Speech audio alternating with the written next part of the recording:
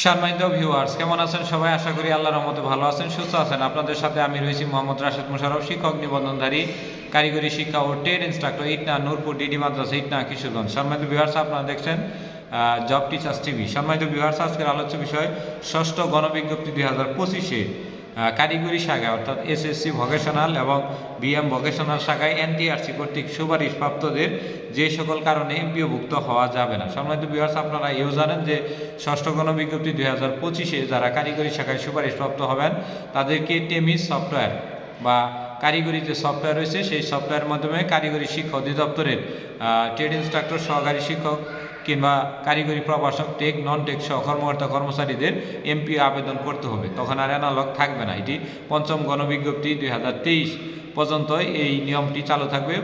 আপনার ষষ্ঠ গণবিজ্ঞপ্তি 2025 থেকে আপনার অনলাইন সিস্টেম চালু হবে। তো সেই হিসেবে যারা ষষ্ঠ গণবিজ্ঞপ্তিতে কারিগরি শাখায় আবেদন করবেন, এটি তাদের জন্য একটি বিশাল সুযোগ রয়েছে। কারণ আগে যেটি 6 মাসের আগে আপনার এমপিওভুক্ত হওয়া যেত না, এখন থেকে সেটি 3 মাসের মধ্যে হতে পারবেন এবং সেক্ষেত্রে আরও এরিয়া বা বকেয়া বিলটাও পাওয়ার সম্ভাবনা রয়েছে। এ বিষয়ে আলাপ আলোচনা হচ্ছে। এমপিও নীতিমালা সংশোধন হতে পারে 2025 সালের যে কোনো সময়। তো সম্মানিত ভিউয়ার্স, আজকের যে আলোচ্য বিষয় সেটি হলো আপনার এমপিওভুক্ত না হওয়ার যে কারণ, সেটি হলো মন্ত্রণালয়ের জিও না থাকলে আপনি এমপিওভুক্ত হতে পারবে না। অনেক ভাইয়েরা আছেন যারা বা বোনেরা রয়েছেন, তারা জানেন না, হয়তো মেধায় অনেকটা বেশি রয়েছে, কিন্তু প্রতিষ্ঠানে যদি চাকরি না করেন প্রতিষ্ঠানে অনেক বিষয় কিন্তু জানা যায় না। এই জন্যে আমরা যেমন কারিগরি শাখায় চাকরি করি, কারিগরি সমস্যাগুলো আপনাদের মাঝে এই কারণে আমরা শেয়ার করি। তো বিষয়টা হলো মন্ত্রণালয়ের জিও হলো গভর্নমেন্ট অর্ডার, অর্থাৎ অর্থ মন্ত্রণালয়ের অনুমোদন। অর্থাৎ আপনি যে প্রতিষ্ঠানে যোগদান করবেন, যেমন সেই প্রতিষ্ঠানে ইলেকট্রিক্যাল ট্রেড আছে, এসএসসি ভোকেশনাল, অথবা বিএম ভোকেশনালে আপনার কম্পিউটার ট্রেড রয়েছে বা সেক্রেটারিয়াল সায়েন্স রয়েছে, যেটাই হোক রয়েছে। তবে এই সেক্রেটারিয়াল সায়েন্স বা এখানে ইলেকট্রিক্যাল ট্রেডের জন্য আপনার এমপিও দিবে কারিগরি শিক্ষা অধিদপ্তর, এটা ঠিক আছে।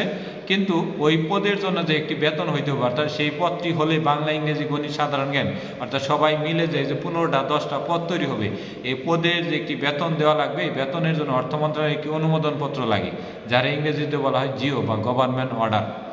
এটি যদি না থাকে তাহলে আপনি কোনো মতেই স্বয়ং কারিগরি বোর্ডের চেয়ারম্যান আপনাকে বেতন দিতে পারবে না। তাই কারিগরি প্রতিষ্ঠানে যোগদানের আগে এবং কি আবেদনের আগে অবশ্যই কারিগরি প্রতিষ্ঠানগুলোতে যোগাযোগ করে জিও আছে কিনা স্যারকে সঠিক তথ্য বাহির করে তারপর আবেদন করেন। যদি আমতা কিংবা জিও হয়ে যাবো আসো, তাহলে ওই প্রতিষ্ঠানে আবেদন করে নিজের জীবন নষ্ট করবেন না। এই ভিডিওটি যার কাছে পৌঁছেছে সে তার জীবনটি বাঁচলো, আর যার কাছে না পৌঁছেছে সে যদি নতুন হিসেবে শুধুমাত্র ভালো নাম দেখে আবেদন করে, প্রতিষ্ঠানের নামটি ভালো শোনা যাচ্ছে, আবেদন করে সাথে সাথে উনি কিন্তু এক ধরা খেয়ে যাবে। তার মানে তার আর এমপিও হবে না, তার লাইফটি নষ্ট হয়ে যাবে।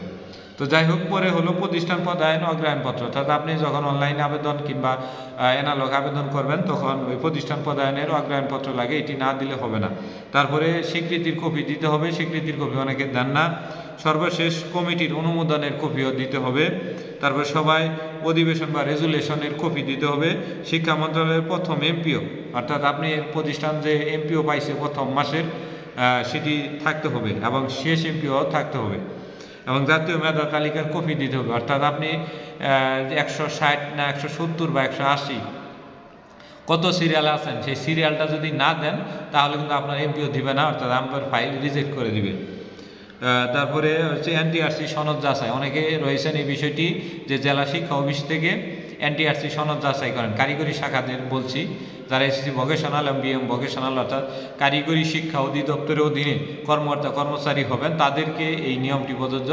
আপনারা অবশ্যই আপনার অনলাইনে আবেদন করতে হবে, অর্থাৎ শিক্ষক নিবন্ধন সনদ আপনি প্রতিষ্ঠান প্রধানের সাথে যখন যোগাযোগ করবেন, মানে যখন আপনি এক চূড়ান্ত সুপারিশ পাবেন, চূড়ান্ত সুপারিশ পাওয়ার পর প্রতিষ্ঠানে যখন যোগদান করবেন, যোগদানের পরে প্রতিষ্ঠানে যে কয়েকজন যোগদান করবে তাদের সকল কপি নিয়ে এনটিআরসির প্যাড সিল নিয়ে, আপনার প্রতিষ্ঠান প্রধানের প্যাড সিল নিয়ে প্রতিষ্ঠান প্রধানে আপনার আবেদন সরাসরি এনটিআরসি কার্যালয়ে পাঠিয়ে দিবে এবং আপনার যে নাম্বার ওইখানে ইমেইল দেওয়া রয়েছে বা নাম্বার দেওয়া হয়েছে ওই নাম্বারে SMS আসবে। এইভাবে বোর্ড থেকে সত্যায়িত করা লাগে, অর্থাৎ আপনার যদি জেলা শিক্ষা অফিস থেকে সত্যায়িত করেন সেই সত্যায়িত গ্রহণযোগ্য নহে। তারপরে বলছে আপনার পদার্থবিজ্ঞান বিষয়ে পাঠের প্রমাণক নেই, অর্থাৎ আপনি পদার্থ রসায়ন যে বিষয়ে পাঠদান করেন এটার জন্য একটি প্রমাণক লাগে, অর্থাৎ আপনার ওই পদটি প্যাটার্নের মধ্যে রয়েছে, এটি আপনাকে প্রমাণ করতে হবে। তারপরে বলছে মামলার প্রত্যয়নপত্র, অর্থাৎ আপনার এই প্রতিষ্ঠানের নামে কোনো মামলা নেই এবং আপনার এই পদের নামে কোনো মামলা নেই, এই মর্মে একটি প্রত্যয়নপত্র প্রতিষ্ঠান প্রদান দিবে।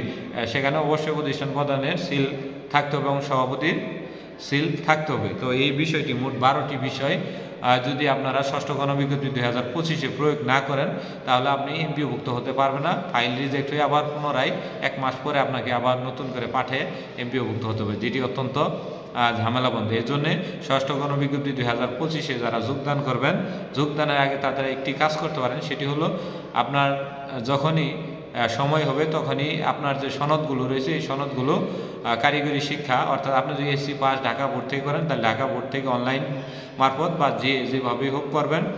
আর যদি আপনার কারিগরি সনদ থাকে, যেমন ডিপ্লোমা ইন ইঞ্জিনিয়ারিং বা এসএসসি ভোকেশনাল বা বিএম ভোকেশনাল, তাহলে কারিগরি শিক্ষা অধিদপ্তরে গিয়ে আপনার সত্যায়িত করে আনতে হবে। এজন্য পার কপি 100 টাকা করে নেবে। এটি কিন্তু মূল কপি সত্যায়িত নয়, মূল কপি সাথে নিয়ে যাবেন, সাথে ফটোকপি নিয়ে যেতে হবে। সবগুলো ফটোকপি সত্যায়িত করবে, নাম্বারপত্র নিতে হবে না, শুধুমাত্র মূল সার্টিফিকেটটা নিলেই হবে। মোট এই যে 12টির কথা বললাম, এই 12টি বিষয় অবশ্যই মনে রাখবেন। এটি রাখলে পরে ইনশাল্লাহ অতি দ্রুত আপনারা ষষ্ঠ গণবিজ্ঞপ্তি 2025-এ যোগদানের পরে অতি দ্রুত অনলাইন আবেদন হলে অতি দ্রুত এমপিওভুক্ত হতে পারবেন। আশা করি ভিডিওটি বুঝেছেন। যারা 18তম এবং 17তম শিক্ষক নিবন্ধন পাসধারী কিংবা পাস করবেন তাদের জন্য আজকের এই ভিডিওটি ছিল। তো ভিডিওটি যদি ভালো লাগে তাহলে অবশ্যই লাইক কমেন্ট শেয়ার দিয়ে আমাদের পাশে থাকবেন। ধন্যবাদ সবাইকে।